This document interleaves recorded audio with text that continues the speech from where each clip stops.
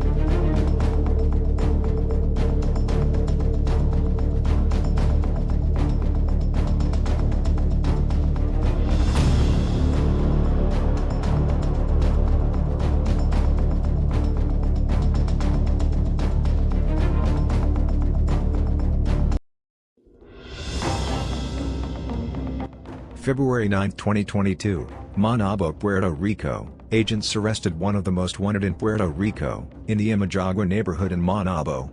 Julio Angel Diaz Alvarez, 23, was arrested.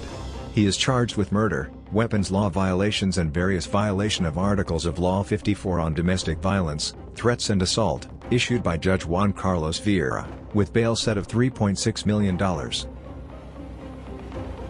In November 2021, according to the police, Diaz Alvarez forced open a door of his ex-partner's residence in Las Piedras and inflicted several knife wounds on a man, identified as Erik Hernandez Lopez, 23 years old. The victim, Hernandez Lopez, managed to flee the residence and the accused fired several shots at him, causing his death. Wednesday, February 9th, Guayama, Puerto Rico, a man was murdered on Wednesday morning, in the Melania sector, on Highway 3 of Guayama, reported the police. The victim was identified as Luis Lopez Rodriguez, 30 years old. Thursday, February 10th, the police department is also investigating two murders recorded on Thursday night, in the municipalities of Corozal and Rio Grande. One of the victims was 23 years old.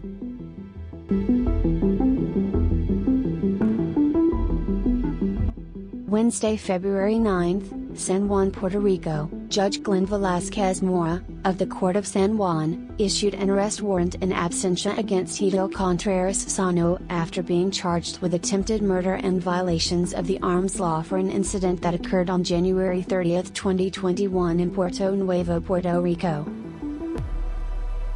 According to the investigation of the Police Bureau, the accused arrived at a business in Puerto Nuevo and shot Miguel Jimerez several times using a rifle for which he did not have a license.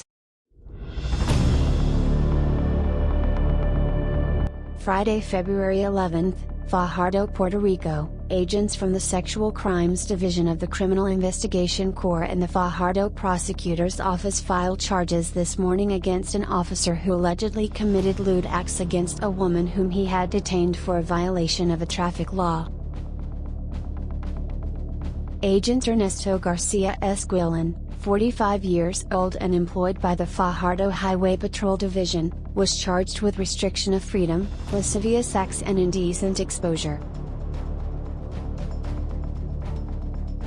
According to the investigation, Garcia Glen stopped a driver on the PR3 highway and later used her number, license plate and address to follow her to her home in Luquillo, Puerto Rico.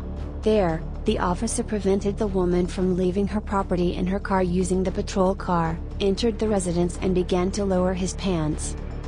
Judge Geisha Marrero Martinez, of the Fajardo Court, determined cause for arrest and set a global bail of $450,000. Bail was deferred through the Pretrial Services Program and Garcia Glen remained under electronic supervision, shackle. In addition, a protection order was issued under Law 148 for the protection of victims of sexual abuse. The preliminary hearing was scheduled for February 23. Garcia Glen, who has been in the Police Bureau for 18 years, was disarmed and discharged from his position. This case, which was investigated by Agent Vidalis Carrion Diaz, who consulted with Prosecutor Leonabel Alvarado Frias before filing. Police Commissioner Antonio Lopez reacted to the filing and reported that the agent would be expelled from the force. The police uniform entails great responsibility and a sense of honor. In our police force there is no room for people who commit acts such as those that Ernesto Garcia Glen was charged with. These are totally reprehensible. Today this man will be summarily removed from his duties. If any woman has been a victim of the acts of this individual, I call on you to feel confident in going to the Fajardo Command or to call 787-343-2020. My police officers will guide and assist you with respect, sensitivity and empathy, he said in a written statement.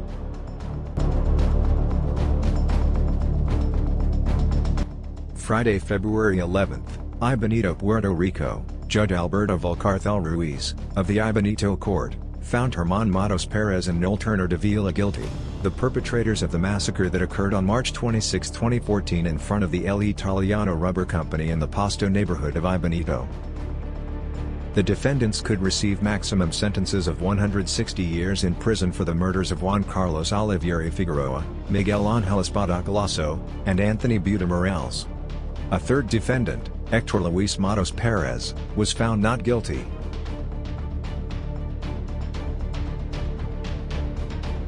Thursday, February 10, Caguas, Puerto Rico. The trial of Steven Sanchez Martir began this week for the murder of Pedro Diaz Marrero. Prosecution maintains that Sanchez Martir is the alleged gunman who entered the Hema San Pablo Hospital in Caguas, August 2, 2019, and murdered a patient. Pedro Diaz Marrero. Sanchez Martir has an extensive criminal record with multiple charges of robbery, drug possession, assault and illegal firearms possession. He was shot in December 2017 in Rio Piedras. Prosecutor Maribel Mojica showed the jury a presentation of evidence which was a chronology of photos that showed the accused from the time he arrived at the hospital on August 2, 2018 until he left the institution, after allegedly executing Marrero Diaz. Tuesday, February 15, San Juan, Puerto Rico. Former Secretary of the Treasury Raul Maldonado Gautier will go to the Court of San Juan to face the complaints that the Office of the Panel on the Special Independent Prosecutor is preparing to file against him. Maldonado Gautier was appointed Secretary of Treasury in January 2019 by Governor Rocio. It began in June 2019 when the then Secretary of Treasury said in a radio interview that the FBI was investigating corrupt officials at the Department of Treasury and proceeded to call the department an institutional mafia.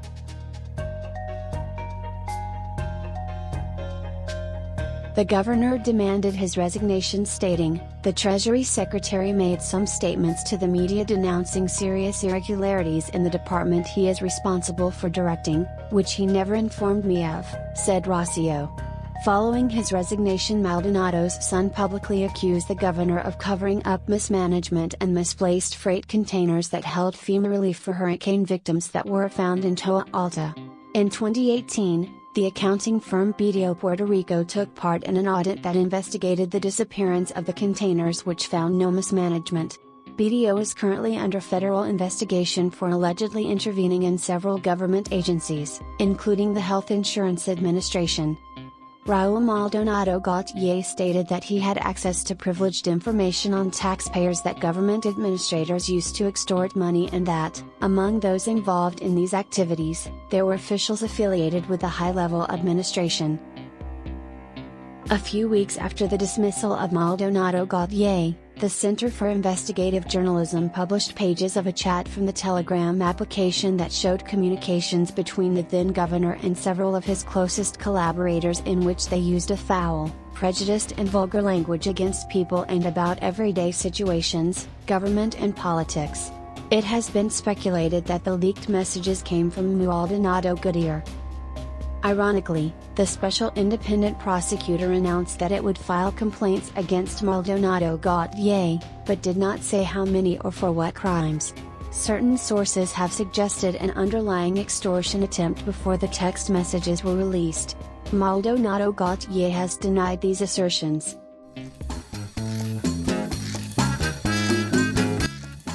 Thursday, February 10, San Juan, Puerto Rico. A lawsuit against Stephanie Del Valle Diaz, Miss World 2016, points her out along with 3 other defendants for alleged fraud, theft and embezzlement during the planning and organization of the Miss World 2021 contest, an international event whose delayed finale is scheduled on March 22, 2022, in San Juan.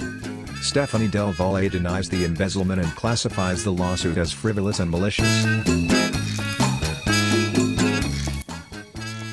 Here's your weather for the week. Thanks for watching. Please subscribe.